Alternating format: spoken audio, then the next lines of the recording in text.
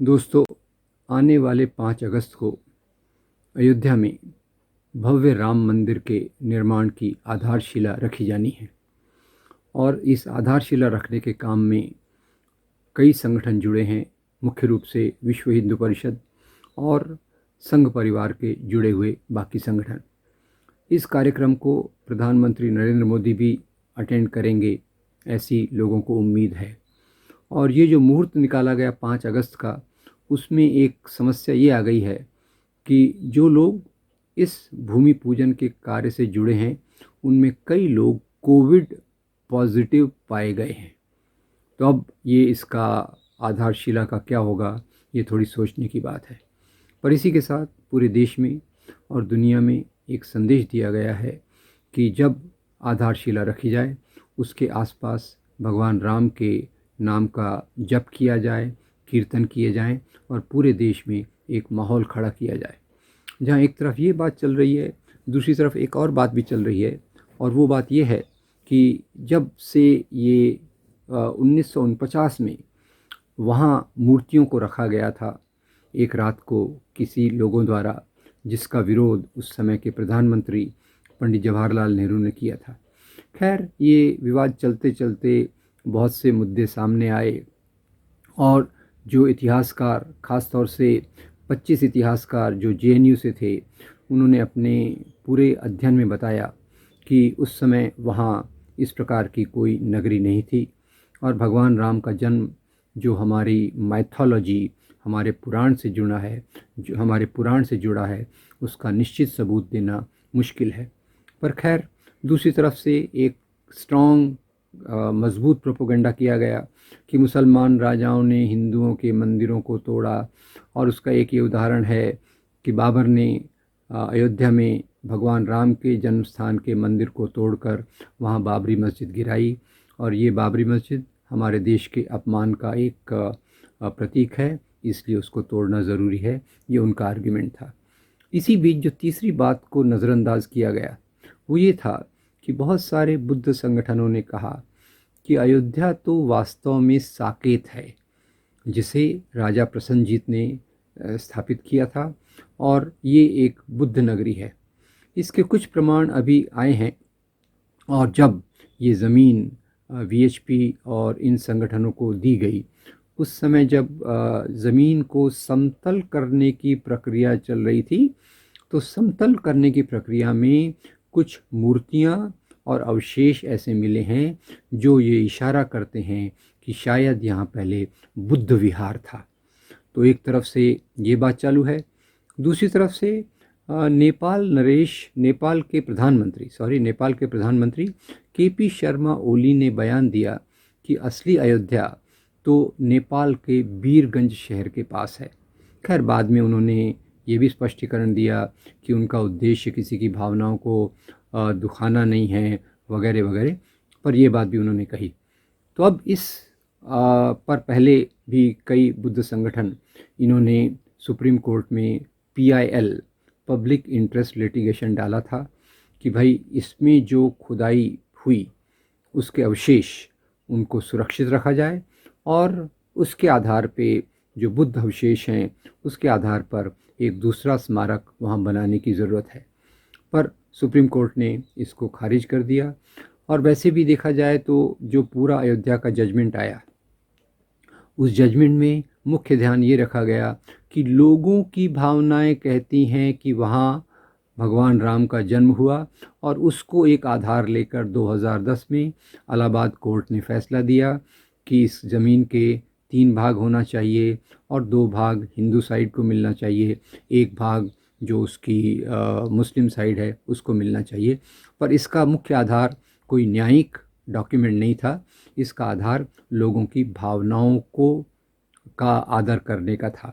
और उसी बात को लेकर बाद में सुप्रीम कोर्ट ने भी इसी को ऊपर रखा और ये पूरी की पूरी ज़मीन राम मंदिर के लिए दे दी गई।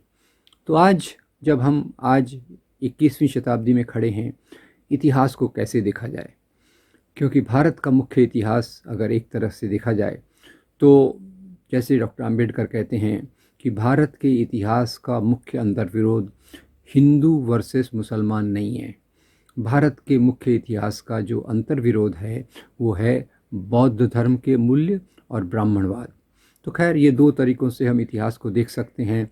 और जैसे अंबेडकर जी ने कहा कि यहाँ बहुत सारे बुद्ध स्ट्रक्चर्स को, बुद्ध जो विहार थे और बौद्ध मंक भिक्खु थे, उनको नष्ट किया गया उन राजाओं द्वारा जो ब्राह्मणवाद को सामने रखना चाहते थे। ऐसी विचारधारा को खड़ा किया गया जो बुद्ध धर्म के विचारधारा का विरोध करे, जो समता के सिद्धांतों का विरोध करे, जगत मिथ्या ब्रह्म सिद्धम के आधार पे समाज को ले जाए। तो ये दो बातें चलती रहीं। तो आज हम जहाँ खड़े हैं उसमें ये दो बुद्ध संगठन हैं जिनके नाम हैं आज़ाद बौद्ध धम्म सेना, जिसके भंते बुद्ध शरण केशरिया, और दूसरा संगठन है ऑल इंडिया बुद्धिस्ट धम्म आर्मी।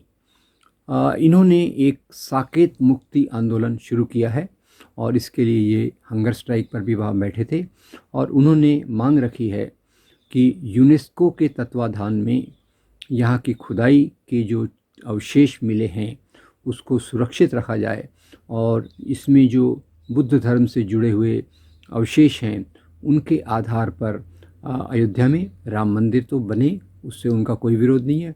उनका एक ही कहना है कि इसके लिए जो बुद्ध के अवशेष हैं उसके लिए भी एक जगह दी जाए, ताकि जो साकेत नगरी की उनकी समझ है, जो बुद्ध धर्म के यहाँ के प्रसार की उनकी समझ है, उसके आधार पर इस जगह को एक बुद्धिस्ट अवशेष और बुद्धिस्ट स्ट्रक्चर, बुद्धिस्ट यादगार के रूप में रखा जाए। तो दोस्तों ये माइथोलॉजी, पुराण, इतिहास, ये सब इसमें मिलजुल गए हैं। भगवान राम का जन्म ये एक पौराणिक सच्चाई है, बुद्ध धर्म का है, इसमें इतिहास के बहुत सारे तत्व हैं। और बाद में जो भारत में बुद्ध धर्म फला फूला फैला, क्योंकि इसके सिद्धांत समतावादी थे, इसके विरोध में ब्राह्मणवाद ने अपने सिद्धांतों को रखा जो गैर बराबरी के सिद्धांत हैं, और उन सिद्धांतों के आधार पे जैसे डॉक्टर अंबेडकर कहते हैं एक प्रतिक्रांति हुई। तो बुद्ध धर्म का आना, अंबेडकर जी कहते हैं ये क्रांति है, और उस पर हमला ये प्रतिक्रांति है। तो यहाँ जो साकेत नगरी के बारे में कहते हैं और अयोध्या के बारे में कहते हैं, ये इतिहास की बहुत सारी किंवदंतियों से जुड़ा हुआ है।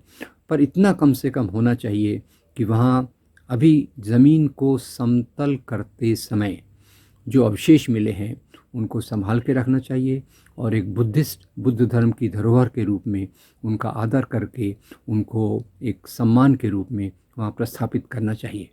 और ये खैर एक इतिहास का मामला है कि अयोध्या कहाँ है। के.पी. शर्मा ओली एक बात कहते हैं, हमारे जो रामायण के करीब 300 वर्जन है, रामायण के 300 वर्जन है, वो उसमें अलग अलग प्रकार से कहते हैं। कई वर्जन तो रामायण के ये कहते हैं कि राजा दशरथ अयोध्या नहीं वाराणसी के राजा थे। के.पी. शर्मा ओली कहते हैं कि अयोध्या ही नेपाल में है। तो ये बहुत सारी चीज़ें समाज में अगर हम तर्कपूर्ण तरीके से सोचें तो बहुत अच्छा होगा। और उसमें ख़ास तौर से मुख्य बात यह है कि यहाँ जो बुद्ध धर्म, साकेत नगरी और उसके अवशेष जुड़े हुए हैं उनको अभी इज़्ज़त करना चाहिए, उनको स्वीकार करके, जैसे ये दो भंते अपने हंगर स्ट्राइक पे बैठे और उन्होंने यूनेस्को से मांग भी रखी है कि उसके तत्वाधान में इन सब चीज़ों को सुरक्षित रखा जाना चाहिए, ताकि हमारे इतिहास का एक पहलू हमारी नज़रों से ओझल ना हो और उसके ऊपर भी समाज में उचित ध्यान दिया जाए। Thank you very much.